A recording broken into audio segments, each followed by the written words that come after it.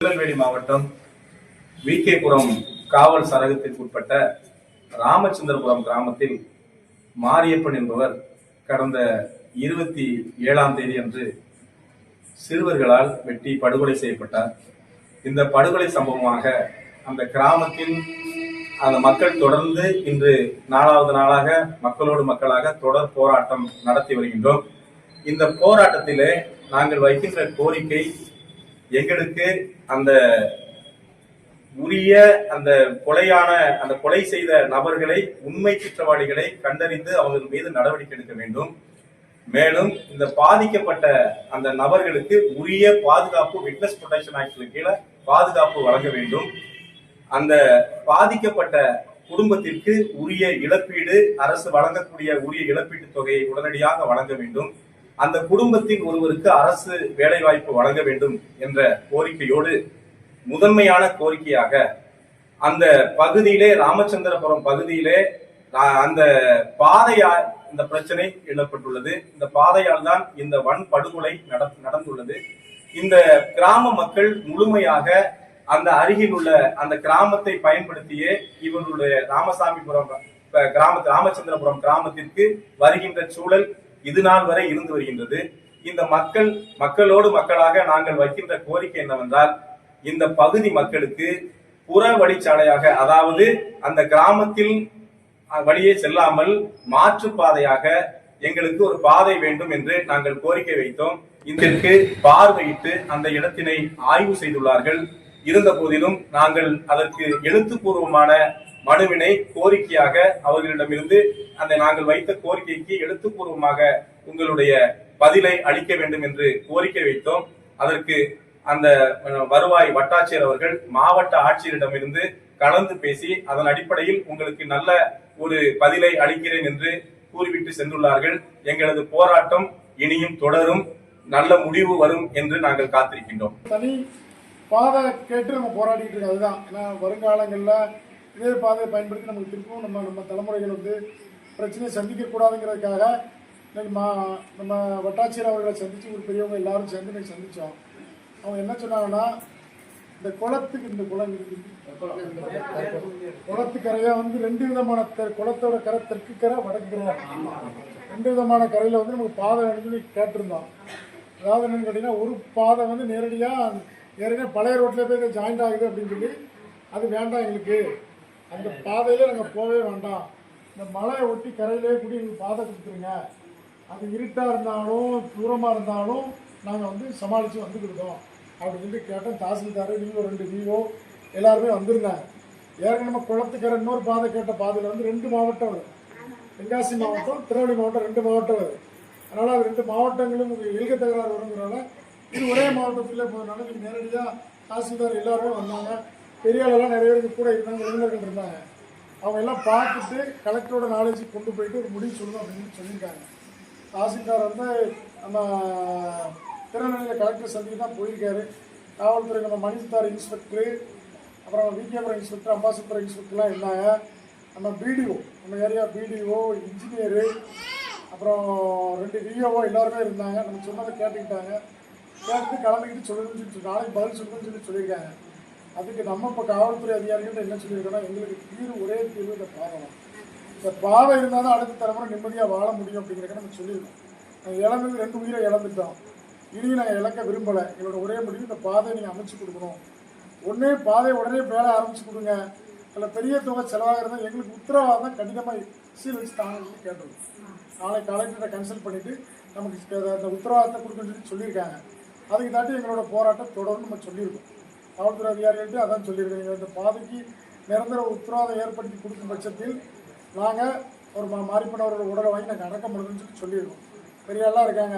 இந்த பாதையில் குளத்து தெற்கு கரை, வடக்கு கரைங்கிற ஒரு சின்ன குழப்படி இருந்துச்சு. அதையும் பெரிய ஆள்கிட்ட கன்சல்ட் பண்ணி கேட்டு தான் முடிவு எடுத்துருக்கோம். உங்களுக்கு வேறு எதுவும் நம்ம கோரிக்கைன்னு சொல்கிறதுல வேறு எதுவும் மறந்துருக்கமாங்கிறது நீங்கள் சொல்லியிருக்கேன். நாளைக்கு ஃபைனலாக நாங்கள் தாசில்தாரை பார்க்க போவோம் முடிவாக சொல்லிடுவோம். நீங்கள் எதுவும் கருத்துக்கள் எதுவும் சொல்ல வேண்டியிருந்தால் தாய்மார்கள், பெரியவர்கள் யாராவது சொல்லிடுங்க. ரேஷன் கடை மனுவிலே ஆல்ரெடி கொடுத்துருக்கோம். இன்னைக்கு தமிழ்நாடு தேவேந்திர உறவுமுறை சார்பாக தாசில்தார்ல தனியார் மனு கொடுத்துருக்கோம்.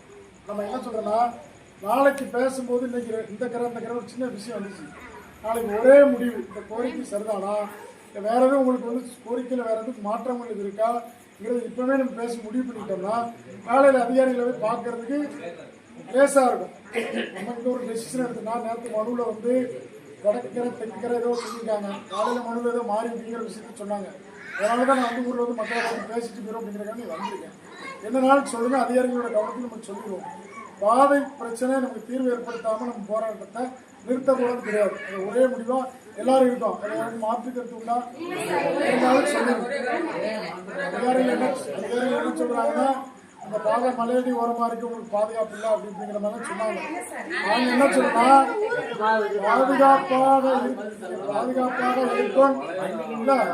பாதுகாப்பாக இருக்கும் நினைக்கக்கூடிய பாதையில எங்கள் உயிருக்கு பாதுகாப்பு இல்லாத சூழல் இருக்கு. அதுக்கு இந்த பாதை எங்களுக்கு பிரச்சனை இல்லைங்கிறது நம்ம சொல்லிடுவோம். சரிங்களா? இந்த பாதை வந்து பாதுகாப்பா இருக்குன்னு சொல்லியிருக்காங்க. பாதுகாப்பா இருக்க பாதையில வரும்போது உயிர் போகுது, சொல்ல முடியுதானே? அதுக்கு பாதுகாப்பு இல்லாத பாதையில வந்து எங்கிட்ட காட்டு பற்றி வருதா, இல்லை உயிரிட்ட வருதா, என்ற ஒரு உயிர் எடுத்துட்டு அந்த உயிர் புரியுதா? அதெல்லாம் நம்ம சொல்லியிருக்கோம். அவங்களும் நம்ம கோரிக்கையில நியாயம் இருக்கு, கோரிக்கை பற்றி சொன்னோம்ல இல்லை. நாளைக்கு காலையில் என்ன பதில் சொல்றாங்க பார்த்துக்கிட்டு அதுக்கு தகுந்த மாதிரி ஒரு முடிவு நாளைக்கு எடுத்துக்கிடுவோம். இன்னைக்கு எல்லாரும் வேலைக்கு போனீங்களா, விவசாய வேலைக்கு போனீங்களா? இந்த மாதிரி நீங்கள் போயிட்டு விவசாய வேலைக்கு போயிட்டுருங்க. யாரும் வேலையை ஸ்டாப் பண்ண வேண்டாம். சாயந்தரம் போல் வந்து நம்ம உங்கள்கிட்ட என்ன சொல்கிறோன்னா, இல்லை ஒரு சின்ன விஷயத்தை கேளுங்க. காலையில் உங்களுக்கு எந்த வேலையுமே இல்லை, அரசு அதிகாரிகளை பார்க்குறது ஊரில் 10 பேர் நாங்கள் அணுகிட்டு தான் இருக்கோம். சொல்லுங்க, புரியுதா? இன்னைக்கு எல்லாரும் வந்து விவசாய பெருங்குடி மக்கள் சீசன் டயம், சொல்லுங்க புரியுதா, சீசன் டைம் சின்ன சின்ன வேலைகளை பார்த்துட்டு இருக்கீங்கன்னா நேரத்தையே சொன்ன மாதிரி நீங்கள் பார்த்துட்டு இருக்கீங்க. அலையக்கூடிய மக்கள் அலைஞ்சிட்டு தான் இருக்காங்க. நீங்கள் ஒன்றும் கவலைப்படாது. நம்மளோட நோக்கம் வந்து இந்த மாரியப்பண்ணனோட உயிரோட இந்த ராமச்சந்திராபுரத்தில் காரணம் இல்லாமல் அப்பாவிகளோட உயிர் போகக்கூடாது. இதான் நம்மளோட நோக்கம். நம்ம பிள்ளைங்களோ, நம்ம பசங்களோ, நம்ம அக்கா தங்கச்சியோ, நம்ம சித்தப்பா பெரியப்பா மக்களை யாருமே எந்த வம்பு தும்பும் பண்ணல. காலையில் தூங்கி எழுந்திரிச்சு நம்ம வேலைகளை பார்க்கறதுக்கு நம்ம நேரம் சரியாக இருக்கு. வம்பு தும்பு பண்ணக்கூடிய ஆட்கள்லாம் ஏற்கனவே நம்ம இழக்கும்போது ஒரு வம்பு தும்பு பண்ணியிருக்கணும். ஒரு உயிரை இழந்தாலும் சட்டப்படியான தீர்வு நோக்கி தான் நம்ம போய்கிட்டு இருக்கோம். இந்த வம்பு தும்புக்கும் நம்ம போகலாம், சொல்ல புரியுதா? அதுக்கு நம்ம இடமும் கொடுக்கல, நம்ம இளைஞர்களும் இடம் கொடுக்கல, பெரியவர்களும் அதை ஊக்குவிக்கல. அது ரொம்ப சந்தோஷமான விஷயம், சொல்ல புரியுதா? இப்பவும் நடந்த பாதிப்புக்கு சட்டப்படியான தீர்வு நோக்கி தான் நம்ம போய்கிட்டு இருக்கோம். இந்த பாதை பிரச்சனை தான், இந்த பாதை கூடி வர்றது தான் உங்களுக்கு டிஸ்டர்பாக இருக்கனால தான் பிரச்சனை வருது. அதனால எங்களுக்கு மாற்றுப்பாதை கொடுங்க. இந்த இடமே எங்களுக்கு வேண்டாம். நாங்கள் மாற்றுப்பாதை நோக்கி நாங்கள் சாட்டி எங்கள் குழந்தைகள் இப்போ அமைதியாக வாழ்ந்துட்டு போட்டோம், அடுத்த தலைமுறை நிம்மதியாக இருந்துட்டு போட்டு நம்ம கேட்டுட்டு இருக்கோம். காலையில் என்ன பதில் சொல்லுறாங்கன்னு பார்த்துட்டு அதுக்கு தகுந்த ஒரு முடிவு எடுத்துக்கிறோம். நம்ம இந்த போராட்டம் உங்கள் கோரிக்கை நிறைவேறந்தாட்டி உங்களை விட்டு எந்த சூழ்நிலையும் எங்கேயும் போயிட மாட்டோம். இந்த காலம் எப்போதுமே போடாது. நீங்கள் நிம்மதியாக இருக்கிறது தான் நாங்கள் பாடுபட்டு இருக்கோம், நீங்கள் சந்தோஷமாக இருக்கிறது தான் பாடுபட்டு இருக்கோம். ஐயா, பெரியாட்கள் வந்து இந்த கோரிக்கையில் மாற்று கருத்து எது இருந்தால் இப்பவுமே சொல்லிடுங்க. இன்னொரு விஷயம் என்னன்னு கேளுங்க, அரசு அதிகாரிகளை சந்திக்க போகும் பொழுது உங்கள் பிரதிநிதிகள் வரும்போது நீங்க அங்க பேசுறது முறையா இருக்காது. நம்ம இருக்கோம்னா ஊர் சார்பா போறோம்னா ஊர் தலைவர் தான் அங்க பேசணும். போயிட்டு ஊர் தலைவரை முன்னாடி விட்டுக்கிட்டு பின்னாடி 4 பேர் சத்தம் போடும்போது அந்த ஊர் அதிகாரிகள் எப்படி நினைப்பாங்கன்னு கேட்டீங்கன்னா, அந்த ஊர் வந்து ஒரு ஒற்றுமை இல்லாத ஊர், அதுக்கு நம்ம இடம் கொடுக்காம இது பண்ணிக்கணும். அதெல்லாம் ஒரு பிரச்சனை, நம்ம ஊருக்கான பிரச்சனை. நம்ம உட்காந்து பேசி ஒரு முடிவு பண்ணிட்டு அதுக்கு வந்து பேச போறதுக்கு ஒருத்தரை நியமிச்சுக்கணும். ஒருத்தரோ 2 பேரோ அவங்க மூலமா நம்ம கருத்தை சொல்லிடணும். அவங்க அந்த அதிகாரிகள்கிட்ட பேசும்போது அது ஒரு ஒற்றுமையா இருக்கும். அங்க இருந்துகிட்டீங்கன்னா காவல்துறை அதிகாரிகள் இருக்கிறாங்க, வருவாய்த்துறை அதிகாரிகள் இருக்கிறாங்க, எல்லாரும் ராமச்சந்திராபுரம் ஊர் எப்படின்னு பார்த்துட்டு இருக்காங்க. சொல்லுங்க, புரியுதா? அப்போ நம்ம பேசக்கூடிய கருத்தை வந்து ஒருத்தரை முன்னாடி பேச வச்சாதான் அவங்களுக்கும் அந்த கோரிக்கை ஈஸியா தெரியும். நம்ம அப்போ ஒருத்தர் பேச விட்டுட்டு பின்னாடி 10 பேர் பேசணும் வைங்க, கோரிக்கை நோக்கம் கஷ்டமா இருக்கு. அந்த இடத்துல உறவுகள் உங்க சொந்த பந்தங்கள் ஒருத்தர் ஒரு வாக்குவாதம் ஆகும். நான் பேசுறேன், இதை எப்படி பேசுறாங்கிற வந்துடும். அதுக்கு எப்போதுமே இடம் கொடுக்க கூடாது. ஏன்னா நம்ம பாதிப்பை சந்திச்சுட்டு இருக்கோம், சட்டப்படியான தீர்வை எதிர்நோக்கி இருக்கோம். நமக்குள்ள சின்ன சின்ன மன வருத்தங்கள் வரக்கூடாது. அதனால கோரிக்கையில எது மாற்றங்கள் எது இருந்தாலும் தாய்மார்ட்டையும் சொல்லிடுறேன். உங்களுக்கு மாற்றங்கள் அப்பா பெரியப்பா எல்லாத்தையும் சொல்லிடுறேன். மாற்றங்கள் இருந்தாலும் அண்ணன் தம்பி எல்லாத்தையும் சொல்லிடுற மாற்றங்கள் இப்பவே சொல்லிடுங்க. நாளைக்கு அது சம்பந்தமா நம்ம அதிகாரிகளை பார்க்கணும், பேசுறோம். சரிங்களா? ஒரே முடிவா சொல்லிட்டீங்கன்னா நாங்களும் ஒரே முடிவா பேச வசதியா இருக்கும்.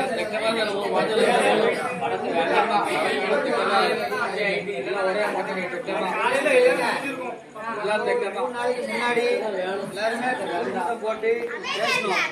பேசி நம்ம என்ன முடிவு பண்ணோம்னா இருக்கிற வழியாக தான் நமக்கு சாலை வேணும், அது வழியாக இருந்தால் நம்ம சேஃபாக இருக்கும்னு நினைச்சு தான் நம்ம அதை கேட்டோம்.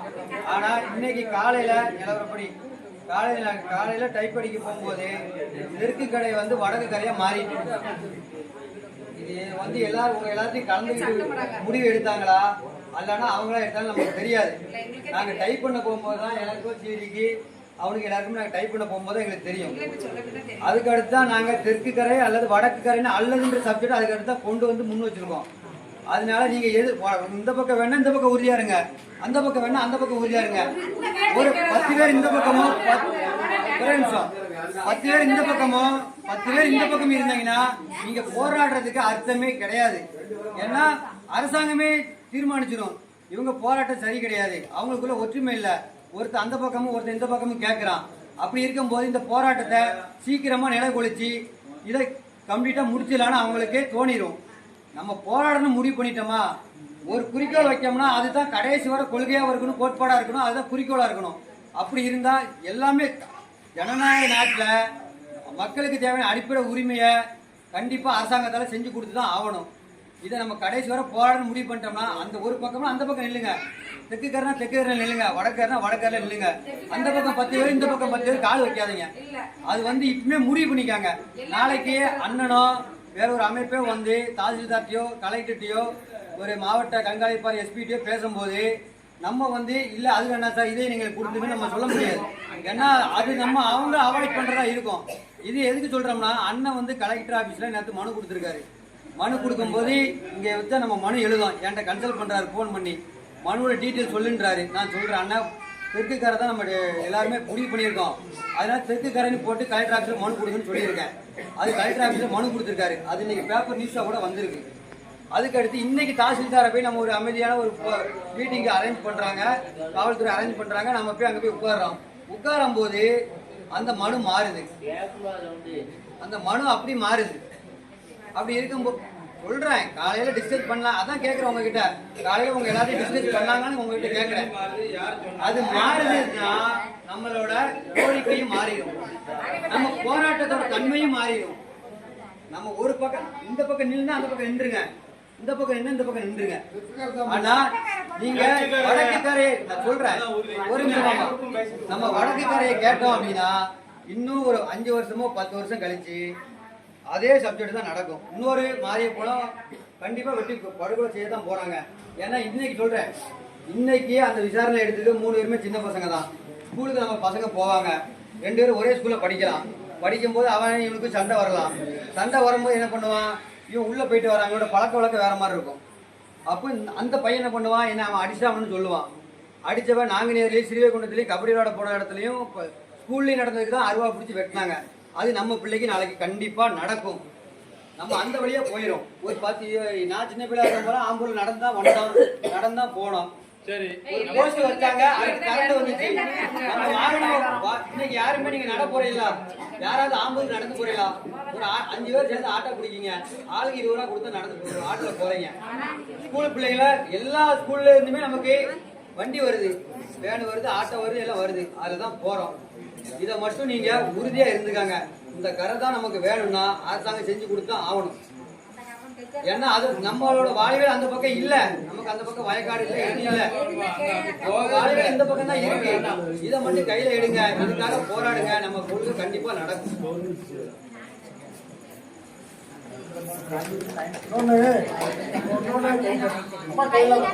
இந்த பகுதியில நிரந்தரமா நம்ம வந்து போலீஸ் பாதுகாப்பு நிரந்தரமா கேட்டிருக்கோம்.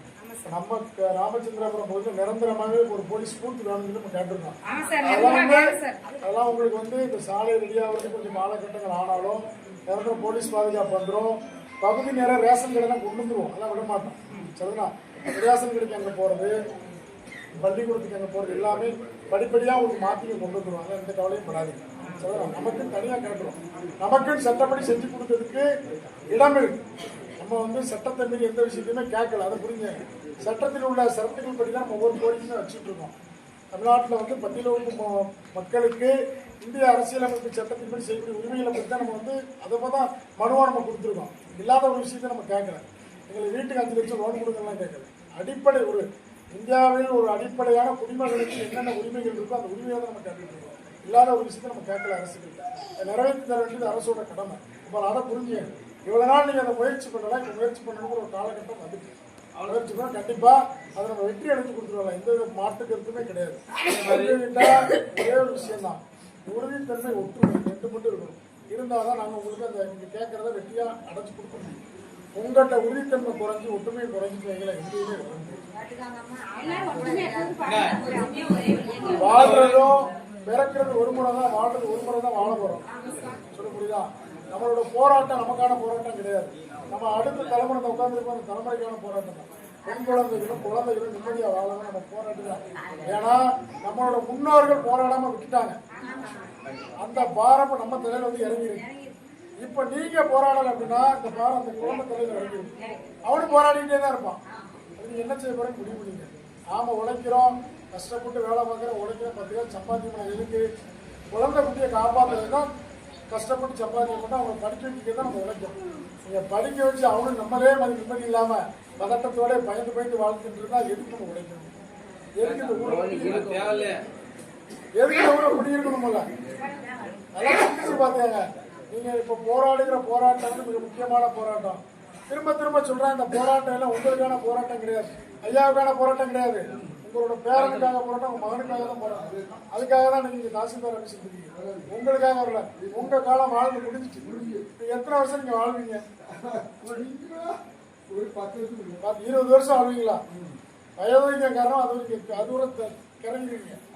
20 வருஷத்துக்குள்ள நீங்க நினைச்சீங்க ஆள் சோர்த்துருவீங்க. அதுக்கப்புறம் இயற்கை இளைஞர்மா உங்களால் வாழ முடியாது. ஆனா அடுத்த தலைமுறை நிம்மதியா வாழணும்னா போராடி தான் ஆகணும்.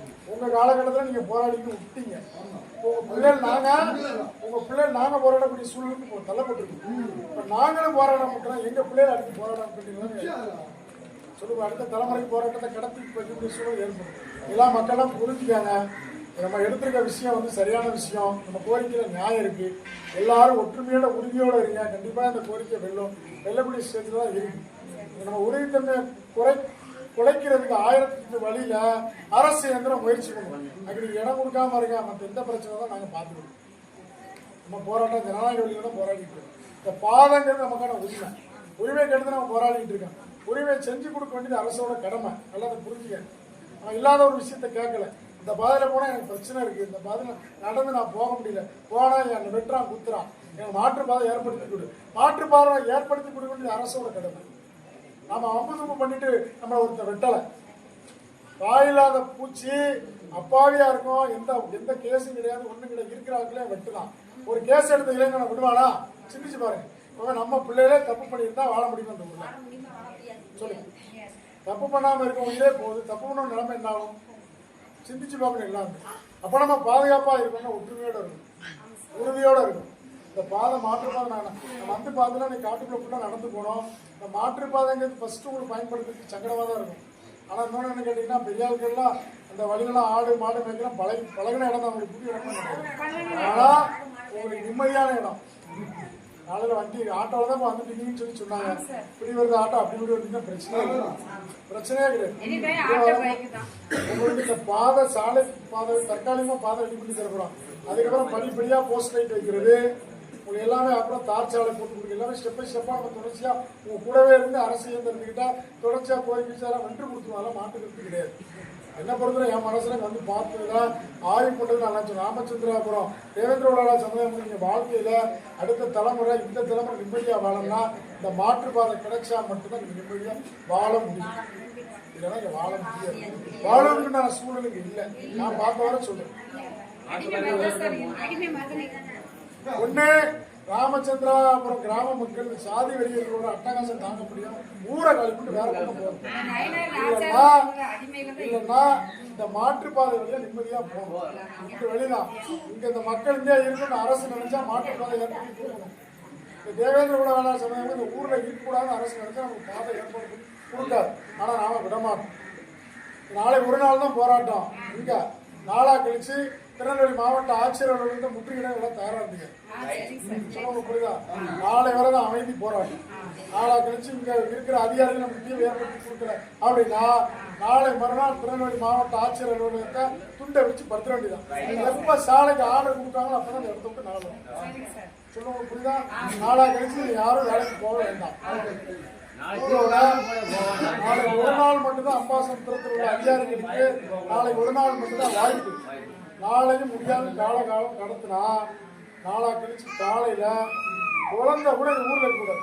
ஊரோட காலை வந்து கலெக்டர் ஆஃபீஸுக்கு இருக்கணும். எங்களுக்கு இருக்க பாதுகாப்பு இல்லை. கலெக்டர் ஆஃபீஸுக்கு இடம் கொடுக்கும். பாய் தரவாணியோட போயிடும். பாய் தரவாணியோட போயிருக்கணும் பாதுகாப்பு. ஒண்ணு அங்க பாதுகாப்பு இல்லை, பாதுகாப்பு எல்லாம் தயாரா இருக்கீங்களா? அப்படி கழிச்சு மாவட்ட ஆட்சியர் அலுவலகத்துல ராமச்சந்திராபுரம் தேவேந்திரகுல வேளாண் சமுதாய மக்கள் தனி பாதை கேட்டு போராட்டம். சொல்லப்படுறது நாளா கழிச்சு யாரும் வேலைக்கு போனாங்க. இங்க இருக்கிற அம்பாசமுத்திரத்தில் இருக்க காவல்துறை அதிகாரிகளையும் வருவாய்த்துறை அதிகாரிகளையும் இன்னைக்கு நம்ம பேசுனதை வச்சு நம்ம நம்புறோம். அவங்க நாளைக்கு தீர்வு ஏற்படுத்தி கொடுப்பாங்க நம்புறோம். நம்ம நம்பிக்கை தளர்த்து போகக்கூடிய காலகட்டம் வரும்போது நாளா கழிச்சு நம்ம போராட்டத்தை வந்து நகர்ந்தோம். அந்த போராட்டம் பண்ணி நம்ம சிறை போனாலும் பிரச்சனை கிடையாது. இங்க இருந்து சாகிறதுக்கு சிறையில இருந்து ஒரு பிரச்சனை கிடையாது. சொல்லுவாங்க புரியுதா? எனக்கு இருந்து சாகிறதுக்கு சிறையில போய் இருந்து இப்ப கூட நாங்க வரோம். சொல்லுவாங்க எத்தனை நாள் நம்ம சிறையில இருக்க முடியும்? சொல்ல புரியுதா? அரசு இந்த அரசை வந்து கேள்வி கேட்கட்டும். மற்றவங்க அப்பாவி மக்களை பிடிச்சி வந்து வழக்கு பதிவு பண்ணுறியா ஏன் அந்த கோரிக்கையை நிறைவேற்றி கேட்கட்டும். அப்பதான் நமக்கு தீர்வு ஏற்படுத்துமா? வேற வழி கிடையாது. நம்ம அமைதி வழியில ஜனநாயக வழியில போராட்டம் மட்டும்தான் நமக்கு மிகப்பெரிய ஆயுதமா இருக்கு. சாதி வழியின் மாதிரி நமக்கு அருவாளை கத்தியா நமக்கு ஆயுதமா இல்லை. நம்ம போராடிதான் நம்ம பெறணும், உரிமையை பெறணும். சொல்லுங்க புரியுதா? எல்லாரும் உள்வாங்கிட்டாங்க. நான் கிளம்புறேன். நாளைக்கு ஒரு நாள் பார்ப்போம். நாளைக்கு காலையில் எப்போதும் போல நீங்கள் வேலைக்கு போகக்கூடிய ஆளுக்கு போயிட்டு வாங்க. ஒன்றும் பிரச்சனை இல்லை. நாளா கழிச்சு கண்டிப்பா எல்லாரும் லீவ் போட்டுருங்க. வீடு தவறாம குழந்தை குட்டியோட பிள்ளைங்களை எல்லாரும் லீவ் போட்டு சொல்லிடுங்க. சொல்லுங்க புரியுதா? ஸ்கூல் சொல்றாங்க பால்வாடி ஸ்கூல் இருந்தா கூட கை குழந்தை இருந்தா கூட எல்லாரும் நாளைக்கு திருநெல்வேலிக்கு நம்ம போகிறதுக்கு தயாரா இருக்கும். நம்ம கோரிக்கை மாவட்ட ஆட்சியர்கிட்ட சொல்லுங்க. மாவட்ட ஆட்சியர் ஏற்கனவே நம்ம கொடுத்துருக்கோம். இன்னைக்கு சட்ட ஒழுங்கு சம்பந்தப்பட்ட மீட்டிங் நம்ம எஸ்பி சார் தலைமையில கலெக்டர் சார் தலைமையில நம்ம ஊர் பிரச்சனையை பற்றி பேசியிருக்காங்க. நம்ம ஊர் பிரச்சனையை பற்றி யாரும் நம்ம கொடுத்த மனு அடிப்படையில் பேசியிருக்காங்க. கலெக்டர் அலுவலகத்தில் நீங்க அனைத்து அதிகாரிகளும் இருக்கிற பட்சத்தில் அம்பாசமுத்திரம் ராமச்சந்திராபுரத்தில் இந்த மாதிரி பாத பிரச்சனை அங்கே பேசியிருக்காங்க. சொல்லுங்க புரியுதா? தாசில்தார் அந்த மீட்டிங் தான் போயிருக்காரு. அந்த பிரச்சனை பேசப்படும். நாளைக்கு தீர்வு ஏற்படுத்தப்படுதாங்கிறது பார்ப்போம். அரசு இயந்திரத்துக்கு காலக்கெடு குடும்பம் நாளைக்கு ஒரு நாள். நாளைக்கு நம்ம பிரச்சனை ஒரு முடிவுக்கு வரல அப்படின்னா நாளை கழிச்சு காலையில ஒரு 8 மணி 9 மணிக்கு கிளம்பி போயிடும். போய் மாவட்ட ஆட்சியரை பார்த்து என்ன செய்ய போறீங்கன்னு கேட்பேன். சரிங்களா? நான் விடைபெறுதான் போயிட்டு வரேன். எல்லாரும் பயன்படாத உங்க பிரச்சனைக்கு நாளைக்கு தீர்வு. நாங்க யாருமே வரல. இவ்வளோ போராட்டம் பண்ணி இவ்வளோக்குள்ள இது வரைக்கும் கொண்டு வந்தது தெரியுமா? இவ்வளோக்குள்ள கொண்டு வந்து நீங்கள் வந்து இவ்வளோக்குள்ள நன்மை செஞ்சுருக்கீங்க. சத்தியமாக அவங்க கூட நாங்கள் நிற்போம். ஏன்னா நீங்கள் பண்ண போராட்டத்தில் நான் பார்த்தோம். பேசிட்டு கேளுங்க. நான் வந்து உங்ககிட்ட ஓட்டு போடுங்கன்னு வந்து கேட்க மாட்டேன். எனக்கு போக்குவரத்து செலவு கொடுங்கன்னு கேட்க மாட்டேன். சொல்ல புரியுதா? உங்களுக்காக நம்ம எடுக்க போராட்டத்துக்கு சமூகத்துக்கு நான் வந்து நாங்கள் இதோட நோக்கமே தமிழ்நாடு தேவேந்திர உடன்முறையான நோக்கமே இளைஞர்களை வன்முறை பாதையில் எடுத்துக்க மாட்டோம். சொல்ல புரியுதா? ஜனநாயக வழியில போராட்டத்தை கற்றுக் உனக்கான உரிமை போராடி பெரு. போராட்டம் மட்டும்தான் தீர்வை ஏற்படுத்தி கொடுக்கும். ஒரு மனிதன் வாழறதுக்கு பிரச்சனை போராட துணியல்னா அடிமையாக தான் வாழணும். அடிமையாக வாழாதங்கிறா நம்ம நாளை கழிச்சு அப்போ செய்வோம். நாளைக்கு நம்ம வந்து ஒரு 12 மணி நேரம் பார்ப்போம். ஒரு சின்ன விஷயம். நாளை கழிச்சு 1ஆம் தேதி அரசு விடுமுறை. ஒரு சின்ன மாற்றம் தலைமுறை எல்லாரும் கேளுங்க. நாளைக்கு யாரும் வேலைக்கு போகலாம். நாளைக்கு எல்லாருமே ஊர்ல இருங்க. நாளா கழிச்சு 1ஆம் தேதி கவர்மெண்ட் ஹாலிடே. மதியம் ஒரு 12 மணி வரை அரசியல் இருந்து நமக்கு நல்ல தகவல் வருதான்னு பார்ப்போம். வரல அப்படின்னா 12 மணிக்கு மேல நம்ம ஆட்சியரை பார்க்க போறோம். 7 மணி வரை கலெக்டரை பார்க்கலாம். மாவட்ட ஆட்சியர்கிட்ட நேரடியாக போய் பார்த்து நம்மளோட கோரிக்கை நேரடியாக போய் சொல்லுவோம். சரிங்களா? நாளைக்கு லீவ் போட்டுங்க. நான் இந்த ஞாபகம் இல்லாமல் சொன்னாப்புல தம்பி சொன்னாப்புல நாளை கழிச்சு நம்ம கவர்மெண்ட் காலையில் நாளைக்கு மதியம் 12 மணிக்குள்ள நமக்கு அம்பாசமுத்திரம் இருக்க காவல் அதிகாரிகளும் வருவாய்த்துறை அதிகாரிகளும் நல்ல பதில் சொல்லுதாங்களான்னு பார்ப்போம். நம்ம பதில் கிடைக்காத பட்சத்தில் 12 மணிக்கு மேல மாவட்ட ஆட்சியரை சந்திச்சு நம்ம கோரிக்கை மனு கொடுத்துட்டு போவோம். சரிங்களா? சரி, வேற என்ன வேற ஒன்றும் இல்லையா? போயிட்டு வரோம். போயிட்டு வரேன்.